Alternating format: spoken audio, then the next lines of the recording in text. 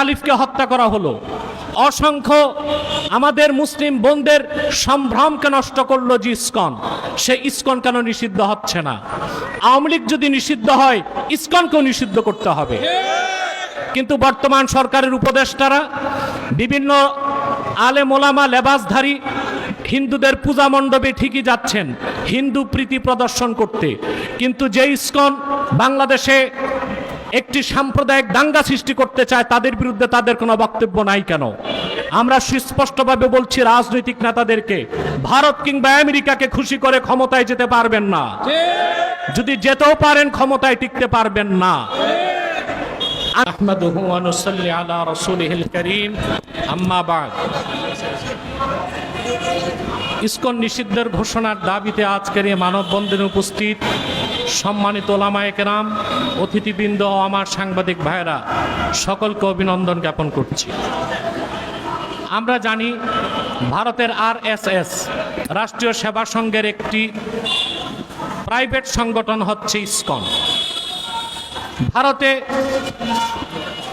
ভারতে হিন্দুত্ববাদী বিজেপি সরকার ও RSS এর রাজনৈতিক অংশ, তারা মুসলমানদেরকে নির্যাতন এবং নিপীড়ন করে থাকে।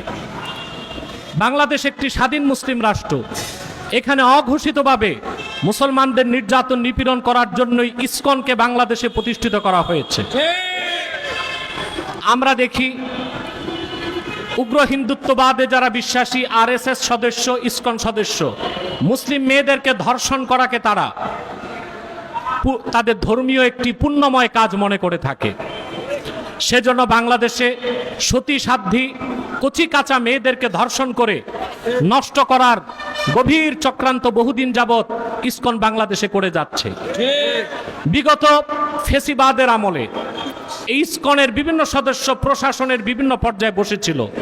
এখন পর্যন্ত প্রশাসনের বিভিন্ন স্তর থেকে ইসকন সদস্যদেরকে যদি সরানো না হয়, তা আমি নির্ঘাত বলতে পারি নির্বাচনের পর যদি কোনো সেটেল গভর্নমেন্ট আসে, তাদের বিরুদ্ধে ইসকন চক্রান্ত করে বাংলাদেশের মধ্যে অস্থিরতা সৃষ্টি করবে। এবং বাংলাদেশ বর্তমান সরকার ইসকনের ব্যাপারে কোনো পদক্ষেপ নিচ্ছে না কেন, এটা আমাদেরকে হতবাক করে। টঙ্গীতে ইমামকে গুম করা হলো, চট্টগ্রামে অ্যাডভোকেট আলিফকে হত্যা করা হলো, অসংখ্য আমাদের মুসলিম বোনদের সম্ভ্রমকে নষ্ট করলো যে ইসকন, সে ইসকন কেন নিষিদ্ধ হচ্ছে না? আওয়ামী লীগ যদি নিষিদ্ধ হয়, ইসকনকেও নিষিদ্ধ করতে হবে।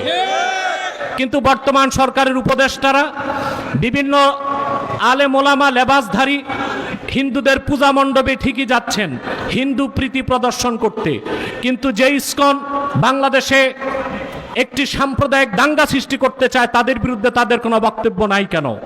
আমরা সুস্পষ্টভাবে বলছি রাজনৈতিক নেতাদেরকে, ভারত কিংবা আমেরিকাকে খুশি করে ক্ষমতায় যেতে পারবেন না, যদি যেতেও পারেন ক্ষমতায় টিকতে পারবেন না। আমি আরেকটি কথা বলবো, বর্তমান সরকারকে, বাংলাদেশের বিভিন্ন জায়গায় যে পরিকল্পিত আগুন কাণ্ড ঘটছে, এখানেও ইসকনের হাত থাকতে পারে। অতএব আজকের এই মানববন্ধন থেকে বর্তমান সরকারকে বলবো, ইসলামের শত্রু, মুসলমানের শত্রু, বাংলাদেশের স্বাধীনতার শত্রু হিন্দুত্ববাদের ধ্বজাধারী ইসকনকে বাংলাদেশে নিষিদ্ধ করতেই হবে। যদি তা করার জন্য রাজপথে নামতে হয়, আলেম ওলামা পীর মাশায়েখের নেতৃত্বে বাংলাদেশের মুসলমান রাজপথে নামতে বাধ্য হবে। যেখানে সেনা অফিসারদেরকে আইনের আওতায় আনা যায়, যেখানে একটি রাজনৈতিক দলকে নিষিদ্ধ করা যায়, সেখানে ইসকনকে কেন নিষিদ্ধ করা যাবে না? অবশ্যই নিষিদ্ধ করতে হবে এবং ইসকনের কার্যক্রম বন্ধ ঘোষণা করতে হবে, নতুবা এদেশের মুসলমান আইনকে হাতে তুলে নিতে বাধ্য হবে। আল্লাহ আমাদেরকে তৌফিক দান করুক।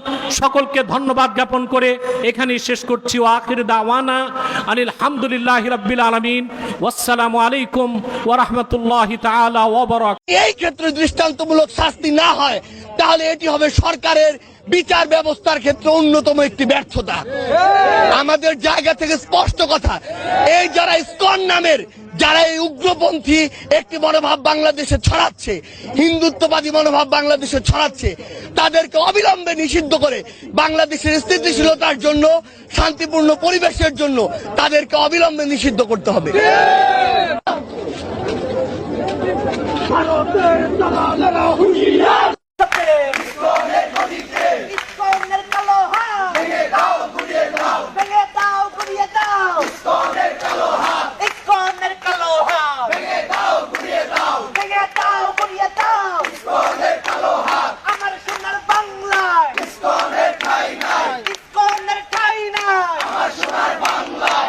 সোনার বাংলায় ইসকনের ঠাঁই নাই, জেগেছে রে জেগেছে, ছাত্র সমাজ জেগেছে, লেগেছে রে লেগেছে, রক্তে আগুন লেগেছে, দিয়েছি